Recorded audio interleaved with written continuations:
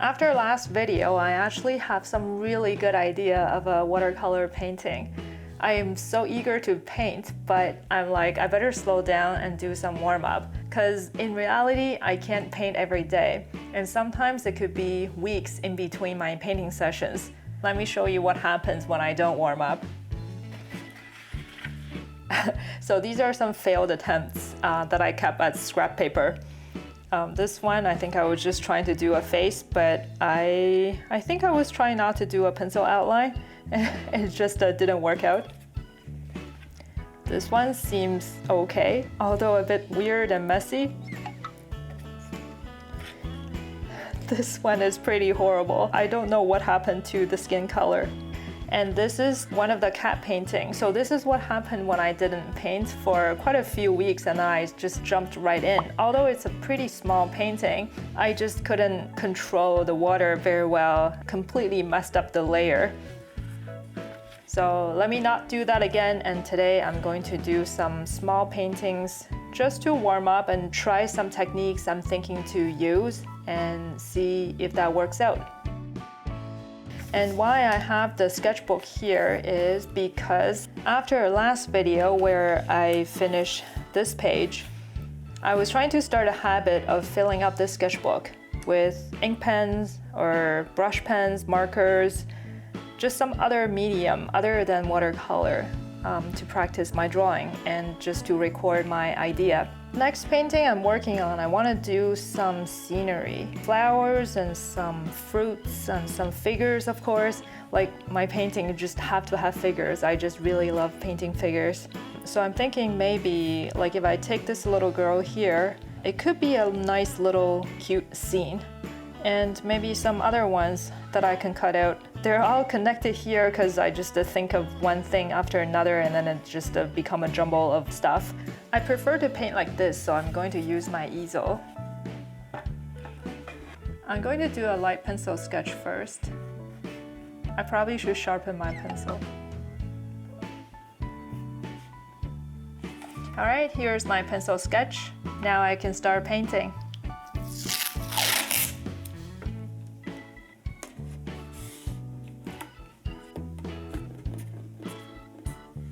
I want to make the pencil line a bit lighter.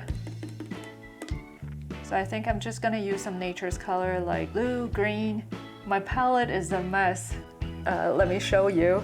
I sometimes squeeze the paints elsewhere in the smaller palette for filming, but I didn't finish using it and I don't want to waste it, so I scooped them over into this palette. This palette really needs a cleaning, but I want to use up as much as I can, so I think this is a really good way to use it. So the color for this little painting might not go as planned. One of the main techniques I want to try in this exercise is that I want to create a nice foreground of grass and flowers that works well with the figure in the middle. So the figure could be blocked by the grass, but how do I make it so natural looking? Like when you take a photo with a camera, you won't see the outlines and the sharp edges of the grass, right? Like without creating those sharp lines and defined edges and shapes of the grass, how do I make it connected with the figure more naturally? I don't think you can see what the girl is like right now, but I can tell you there is a little girl in the middle and there are two bunnies. You just have to stick with me and see what they're like later in the video. The color I'm using here is green and blue, whatever I can find on my palette that works in this setting. So I just want a natural blue clear sky and the warmer grass tone, like those spring grass with a hint of yellow. I'm lucky I have those colors on my palette. And so far, after the first few strokes and laying out the sky and the rough shape of the grass, I think they look pretty good. One of my favorite techniques to create those blurry edges or to destroy those perfect shapes is to use a clean brush with just water just to touch those shapes while the paint is still wet. So the water will let the paint run around on the paper, creating those nice granulation and connect those shapes. I learned this technique from Jean Haynes. She's so amazing at this, and she's one of my favorite artists. She used so much water in her painting, but her painting overall is really bold in color, and she captures the essence of the subjects really well, but leaving a lot of room for you to interpret. I just love her work. Here comes the crucial part. I'm getting to the girl's head. I want to connect the background, the grass or the flowers, with her head more naturally without having a hard defined edge. So I'm painting her hair color, which is pink, while the blue sky is still a bit wet. So I'm creating basically a gradient here, connecting the two colors. And when I paint in the next layer, I can choose where I want to put some hard edges.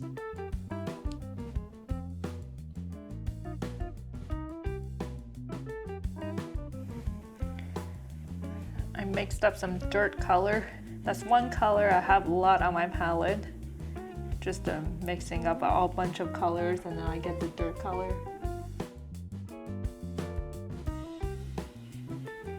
Bit too gray. I probably need some warmer tone here. Oops, this orange is a little bit too bright.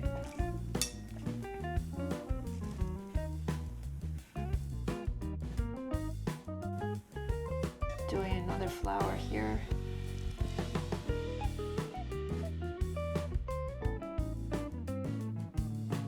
I'm imagining it's a very clear sunny day, so the sun is coming from the top right corner, which is the corner I'm painting right here.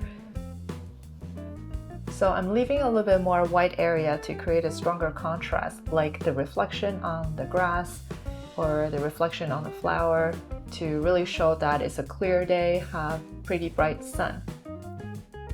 When the painting is still wet, I'm dropping in some yellow for it to disperse. Because in reality, when you're looking at some bright yellow flowers, and it just have some sort of movement, especially when it's windy, and then you can see the bright yellow flickering. That's the feeling I'm trying to recreate here.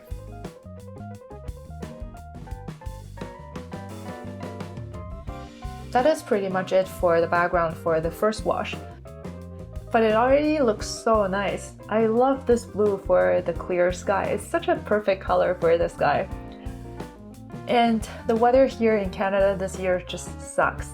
At the time of recording this video, it's already end of April, but the temperature is hovering around 0. And last week we got a day of hail and snow. Can you believe that? It's just crazy. To this day, when I go out for a walk, I still have to bundle up with my winter jacket. I just can't put them away. Can't see where my bunny is. I think it's here. And also the carrot. I think the carrot is here. That's right, I'm painting a carrot here to go with the bunnies. You'll see what they're doing later.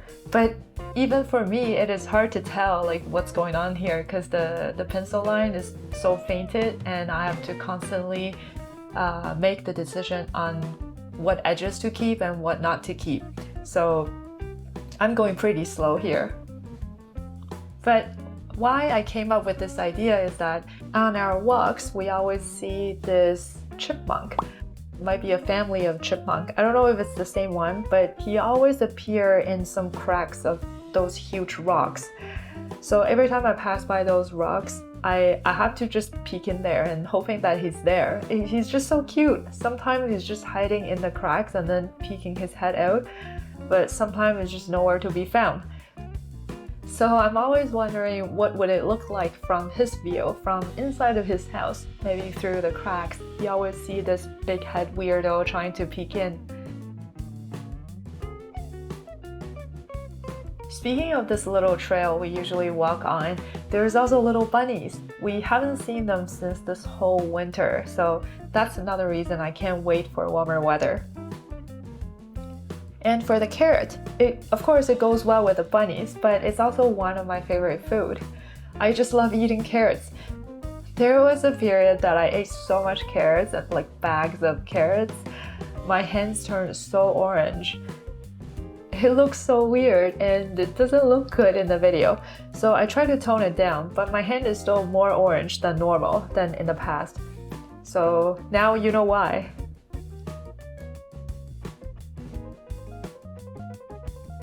I've been picking colors as I paint, mostly based on what I have in my dirty palette. For her top, I was kind of in a debate because she's kind of the main character, but I don't want the design of her clothes or the pattern of her clothes to be too complicated, so the level of details will not match the surroundings. But I do want the color to pop because she is the main character. Luckily, I have this drop of bright red on my palette, so I decided to use that. This color is really bold and works well with some waters to create a nice granulation and watermark. So I'm really happy with the choice and I think it works out really well. This is actually not bad. You can finally see what's going on here once I add these stronger, darker colors.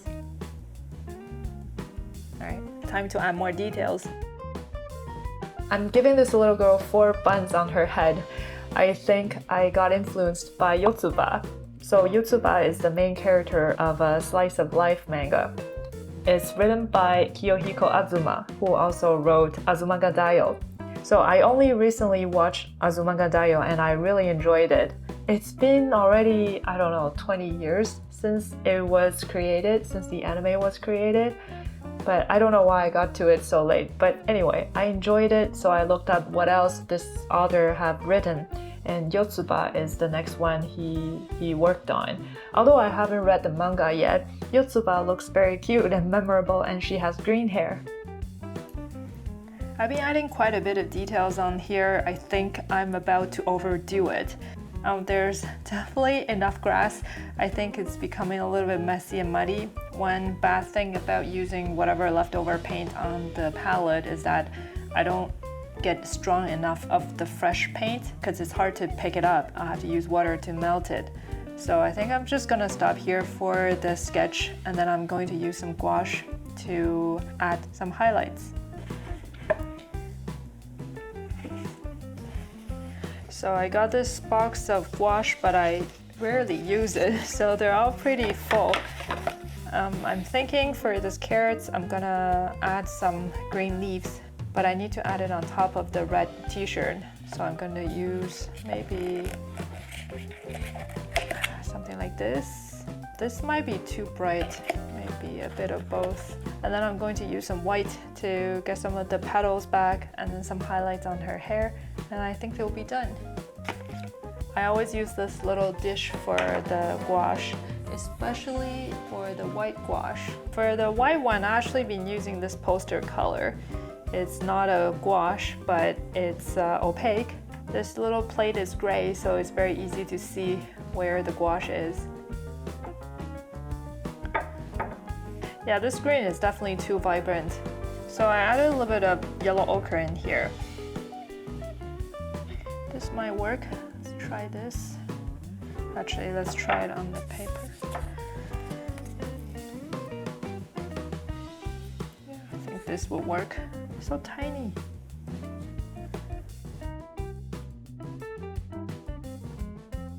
The leaves should go this way because this bigger rabbit is throwing this to the small one. Just want to add a drop of sweat here because that was the idea. That was how I came up with this sketch. This bigger bunny was scared by this little kid. She was in shock, so she threw the carrot out. But this little tiny one was trying to catch it.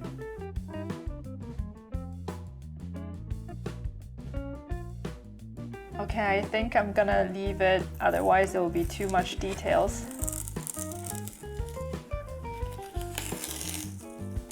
That's pretty cute.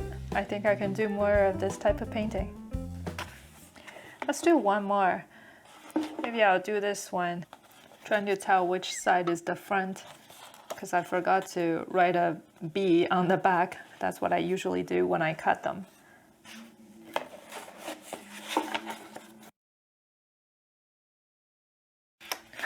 I'm starting to improvise. We'll see if this works.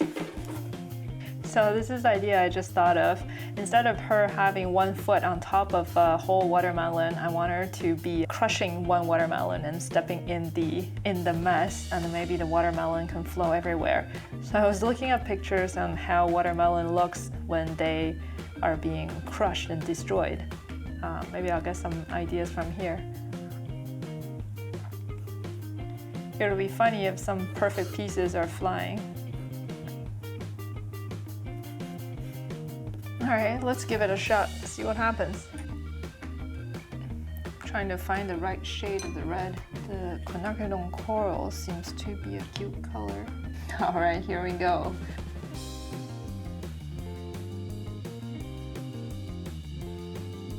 If the paper is bigger, I would do this, but the paper is kind of small, so let's just stop here. Actually, I should add the skin.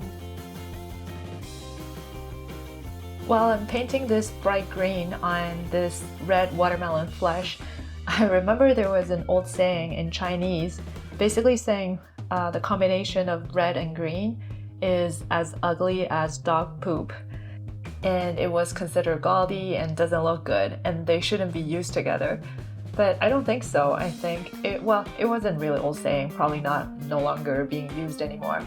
But I think the color combination works. It just depends on when and where you're using it for. Same as the first painting, I don't think you can see what this girl is doing anymore. Well, neither do I. It's hard to see her body. And because of this mess of watermelon splashing in front of her, I don't want her clothes to be too complicated. Her pose is already a little bit dynamic. She has her hand in front of her body, so I want her to wear something like a one piece to make it easier to read. So I decided to use this ultramarine blue on my palette. This blue to me is a very soothing blue. It's very calming as well. I think it creates a nice balance and contrast to this huge mess. Also, it's a granulating color, so I can add some more water to create some nice interesting watermarks to make it a little bit more dynamic. Because I already have so many strong and bold color on this painting, I want to keep her hair simple. So I'm just using a simple brown for her hair. It's hard to tell from a palette, but I think this is one of the super granulation color from the Schminke set. There are 40 colors in total in that set, and I made a video making a painting using all 40 colors. This brown color is actually one of my favorite colors in that set, although it's just a brown, but I do have a thing for the cooler brown colors. Especially when I'm making it myself, if I get the right amount of purple and blue in there and make just the right cool tone, it looks really pretty and sophisticated. Here I'm adding a watermelon shell on her head, and I'm adding a little twirly stem to make it really obvious that's a watermelon. As I'm talking about this, I realize why I did it this way. Because you know, beret sometimes is worn with a one piece as a classic combination. I probably remember the pictures I saw, so I subconsciously created this watermelon beret with a twirly little stem. Sometimes I don't even know why I make certain decisions or draw certain things in a certain way, but if I think more deeply, I can probably trace it back to something I've seen in the past or something I've experienced. It's so interesting, although I don't remember them, but they're stored in my subconscious mind. Now I'm doing the final part, which is adding the details. This part can take as long as hours when I do a larger painting, and it's very enjoyable. Usually I would just listen to some music or an audiobook or some podcast and just to slowly work on it. Because I want to take time to make those decisions on where to add those details. Usually where details happens, there are higher contrast as well, and it will direct the viewer's attention to that area. So I want to carefully select them not to make the painting too busy, but also balanced, and then so the viewer can look at the painting from one area to another and not get bored. It's also very easy to go overboard. This one is a small painting, so I always remind myself not to overcrowd it. Of course, I have to remember to add the watermelon seeds because it's a very clear clue that those are watermelons. I'm also using white gouache to add some highlights to certain area to make them pop. Now it looks really three-dimensional, especially the pieces of watermelon being crushed on, and I think it really helps to create this dynamic scene. Yay, this is done! It actually turns out better than I thought because I had to make some changes to her pose, and I really had no idea how I would do the crushed watermelon, but I guess the reference photo helped. Her original pose was like this. I just really like the dynamic pose and the textures that I can create with watercolor. This one is about the same as the original one, except that I have her settle in between the background. So yeah, these are the two little sketches I did for this video. And for next painting, I'm thinking to do something at least this size. So there will be so much more room for me to move the paint around. And I hope I can just use some of these techniques I learned in this larger painting. I'm really excited. So I'll see you in the next video.